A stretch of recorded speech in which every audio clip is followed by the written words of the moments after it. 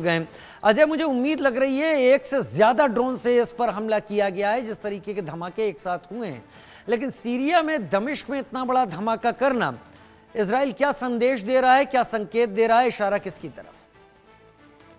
देखिए, बिल्कुल राजीव, ये पहले ही आशंका जताई गई थी कि सीरिया जो है वो ज्यादा दिन जो है इस तरह से शांत नहीं रह सकता, क्योंकि इजराइल ही नहीं बल्कि अमेरिका भी इस चीज को चाहता था कि सीरिया के वो ठिकाने जहां से कहीं ना कहीं इजराइल या अमेरिका पर हमले हो सकते हो या फिर उनके लिए कोई टेंशन हो सकती हो, उन चीजों को कहीं ना कहीं जो है वो टैकल करना बहुत जरूरी था। और यही वजह थी कि पहले भी इजराइल ने सीरिया पर हमला किया, मगर अब जो है जिस तरीके से उनके जो मुख्यालय हैं उनको निशाना बनाया गया और एक नहीं बल्कि मल्टीपल टारगेट्स जो हैं वो हिट किए गए और एक लोकेशन पर मल्टीपल ड्रोन से हमला किया गया। वो अपने आप में बताता है कि एक बड़ी प्लानिंग से इसको अंजाम दिया गया ताकि किसी भी तरीके से ज्यादा नुकसान हो सके। आप देखिए, जब विजुअल में देखा जा सकता है कि लोग, वाहन, तमाम मूवमेंट जो है उस इलाके में देखी जा रही थी, मगर अचानक से बमबारी शुरू हुई और बमबारी इतनी जबरदस्त, इतनी जो खतरनाक थी कि वहां पूरा धुएं का गुबार जो है वो कई किलोमीटर के इलाके में फैल गया और लोगों में अफरा तफरी देखी जा सकती है। गाड़ियां सड़कों से हटकर जो है वो दूसरे रास्तों पर जो है वो दौड़ती दिख रही हैं। ये अपने आप में बताता है कि बड़ी प्लानिंग के साथ इस हमले को अंजाम दिया गया है।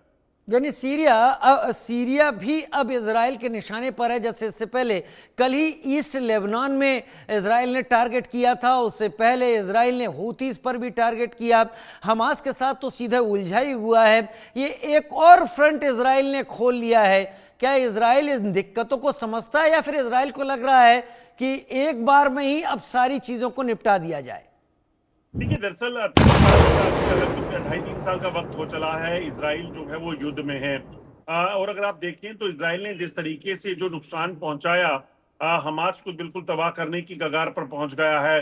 अगर आप देखें तो ईरान पर जाकर हमले करना, जो मिडल ईस्ट में जाकर, सीरिया पर पहले भी हमले राजीव इजराइल ने किए, मगर उनकी ये कहा जा सकता है कि वो ज्यादा बहुत तेज नहीं थे।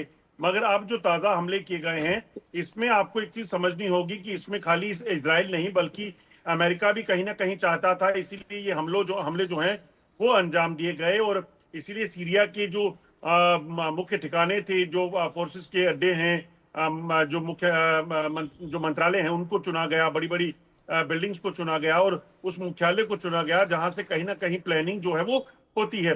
दूसरी अहम चीज जो है कि इजराइल ने ये कर मल्टीपल फ्रंट खोलकर जो इशारा दिया है, उसके पीछे की वजह जो लग रही है अभी तक, वो यही लग रही है कि कहीं ना कहीं अमेरिका का सहयोग जो है इजराइल को मिल रहा है, क्योंकि सीरिया में आईएस जो है वो काफी एक्टिव था और अमेरिका ने भी सीरिया पर कई हमले किए। लेबनान में हुतीस को टारगेट करना, हिजबुल्लाह को टारगेट करना जो है, फिर ये तमाम चीजें जो हैं वो उसी एक बड़ी प्लानिंग का हिस्सा हैं, जिसके जरिए इजराइल अगले कई सालों तक अपनी दुश्मन जाए या फिर ऐसी कोई भी उसको आशंका हो कि वहां से उसको खतरा हो सकता है, उसे पूरे तरीके से मिटाना चाहता है। यानी मैं ये समझूं कि इजराइल का ये ड्रोन अटैक अभी फिलहाल के लिए सिर्फ एक इशारा है। ये ड्रोन अटैक आज जो जितना विध्वंसक हुआ है, इसमें मैं खुद देख पाया कि कम से कम 2 धमाके तो हुए हैं, लेकिन ऐसा लग रहा है कि उससे ज्यादा ड्रोन का इस्तेमाल है और सीरिया में एक नया फ्रंट खुल गया है जिस पर इजराइल आगे भी बमबारी जारी रखेगा।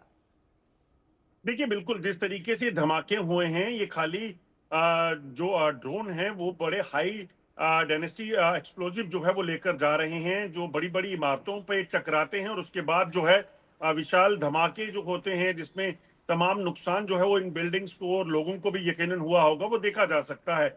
और ये मेरे ख्याल में अभी एक इंडिकेशन हो सकती है, क्योंकि सीरिया पर इतने तेज गति से या इतनी ज्यादा तादाद में धमाकों को अभी तक इजराइल ने जो है वो अंजाम नहीं दिया था। अजय एक मिनट आपको रोकता हूं। एक तस्वीरें आप भी देखिए, एक तस्वीरें हम भी देखते हैं। एक चैनल में, एक टीवी चैनल में एक एंकर न्यूज पढ़ने के लिए बैठी थी और धमाके हुए।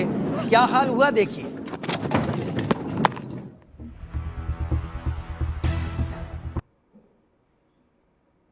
मुहाजमत क़ुव्वत